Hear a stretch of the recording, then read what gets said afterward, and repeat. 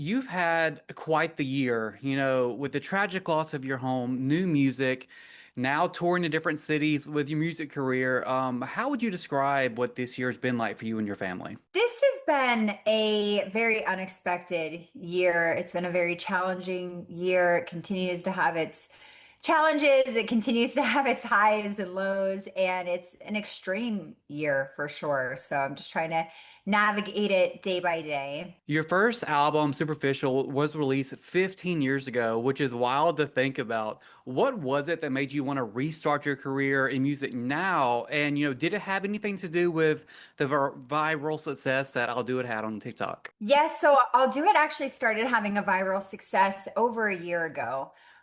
In China, it was streaming like 1 billion streams a day. They had this transition video to it, so it started being viral. And I figured it was time to go back into the studio and continue to follow up with my dreams, and that I felt the momentum of the music. And so we started getting into it and working on the new album for over a year. It was definitely a labor of love and continuing to, we are the record label and the distribution and have been from the beginning. So we just started A&Ring and immersing ourselves with the youngest producers, writers, and getting that it up and coming sound again, and working on HEIDIWOOD, which is now out and streaming everywhere and available on iTunes. Yeah, during that 15 years, were you ever considering, getting back into it during that 15 years, or was this just, the right time? I was not considering music for the past 15 years. I thought it had its moment, and I didn't realize that it was actually continuing to build this community and this cult following behind Superficial that I wasn't really privy to. And I had so many people coming up to me saying how the album provided escapism for them and helped give them confidence. And especially in the LGBTQ plus community, I've had so many people come up to me and say it helped save their lives. I mean, it's unbelievable the effect that it's had on so many different people in so many different areas. So once I heard that, it really motivated me to get back into pop and to just bring another the sophomore album. What was that process like for you over that year, making this album perfect for an album after this long? It was really fun to get back into the studio after so long. I was really overwhelmed too and intimidated at first because you build such momentum for music, and like any other skill, it's something you have to rebuild. And it was like riding a bike again. I forgot how, basically, or I felt like I forgot how. And then once I recorded a few songs, I really got into the routine of it and the rhythm of it and started thriving in it and loving it. And it became less stressful and more enjoyable, because obviously I wanted to be perfect and great. And Superficial was such an incredible album that we worked on for years and we built up. And so to be able to feel accomplished and proud of it is a great place to be right now. 23 songs is wild for any album to have. And you're reaching definitely a new generation of fans as well right now too. But if there's someone who hasn't listened to you, didn't know you from your previous activities and everything, what are the three songs you would have them start with off of this album? Because mine, the repeats are Prototype, Tetris, and Animal. Those are the ones I'm constantly repeating and replaying. Yes, those are the three top, I would say, but also top. People love top. So when I have been performing, everyone knows every lyric to top. So I would say probably my favorite are Animal, Top, and Tetris or Prototype. But I also love White Flag. That's one of my favorite, like when it comes on and it just hits and it's so good. Forgive and Forget, I wrote most of that song, so obviously I'm partial to that song. But I really, yeah, I love some of these flash, like it just melts me every time. It really like puts me back into a flash of our life and our love. So, but Animal, Top, Tetris, we'll say. You have some really great lines in this album. You're talking about stuff from your past and everything. You're putting into this album, which is so good to see that personal experience into it. But what is your favorite line? Because mine from Go Harder is looking like a star, you're not even a starter. I'm obsessed with that. So what is your favorite line?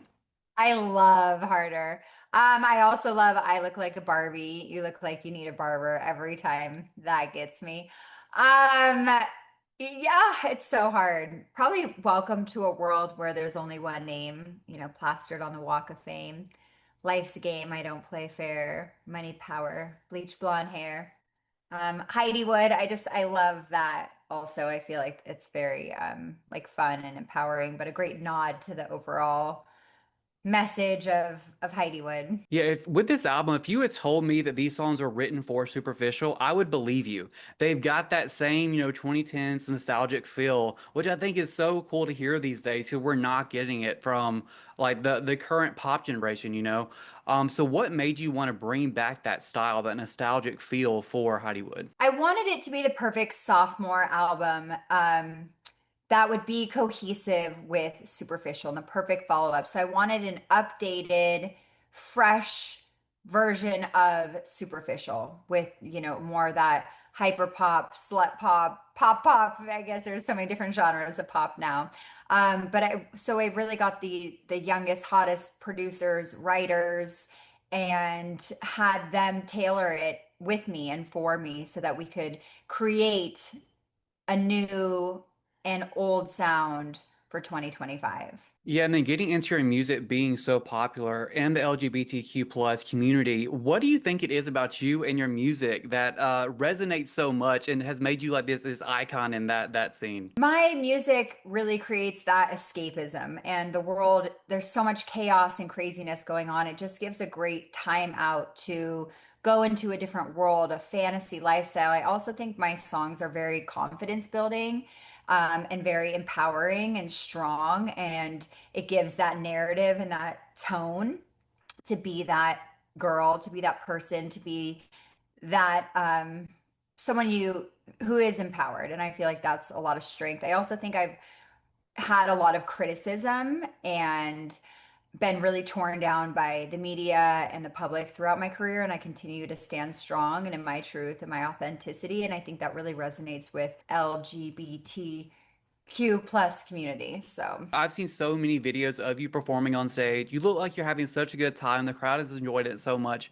So, what is going through your head on stage these days? And also, how many videos does Spencer have on his phone? Because that's also another side that we're seeing is him just filming everything. yeah, he definitely just bought a new hard drive. Um, a lot's going on in my head on stage. Sometimes I'm like, oh my gosh, where am I? What am I doing? Like, is this real? Is this not real? It's a very surreal moment being out there. And I'm like, okay, am I singing loud enough? Like, are the notes right? Are the moves right? Where am I supposed to be? What am I supposed to be doing? And then I'm really immersed in the crowd too, and like looking for certain people and wanting that interaction and making it an experience in a moment. And above all, I just really want to have fun because I'm going to make mistakes. I've only performed a few times ever, but if I'm not enjoying it and having fun, then no one is. And what's it all for? That's right. And you talked about it a little bit earlier. You do talk about so many things in this album, things that you've been criticized for in the past and everything. But are there any misconceptions over the years that you were really hoping to, prove wrong or anything with your music that you're wanting to set straight with this album? I think just the empowerment and the confidence in who I am, who I've been, and the choices I've made, and standing behind myself with that empowerment. And I think that's why Prototype is such a great song too, because it's like, I am the prototype. I've been doing this. I stand by this. This is who I am.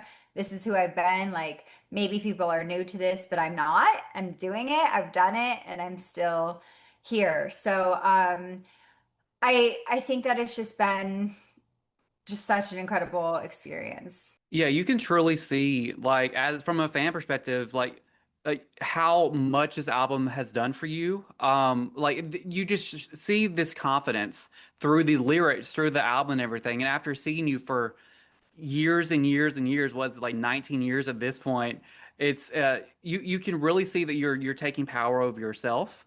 And you're kind of pushing back on everything that's been said about you in the past. And just it's so cool to see because you can really hear it. Yes, thank you. That's exactly how it feels and how I was wanting it to be relayed and understood. So thank you. And then lastly, you're coming to Seattle. I'm so excited. You'll actually be performing right up the street from my apartment. So I cannot wait to be there. But ahead of that performance at Pride, Are there any things you want to say to the fans in Seattle, or are there any songs specifically that they need to brush up on the lyrics for? Animal, definitely brush up on Animal. I'll do it. Obviously, everyone, but Top, people love Top. Everyone seems to know that. Tetris and Seattle. I'm just so excited to come and be a part of Pride. This is a dream come true. I can't wait to be part of something that's about love, acceptance, being able to be who you are, authenticity. So I'm excited. We're going to come. We're going to have the best time ever and just enjoy the moment because life is short and we are going to live it up.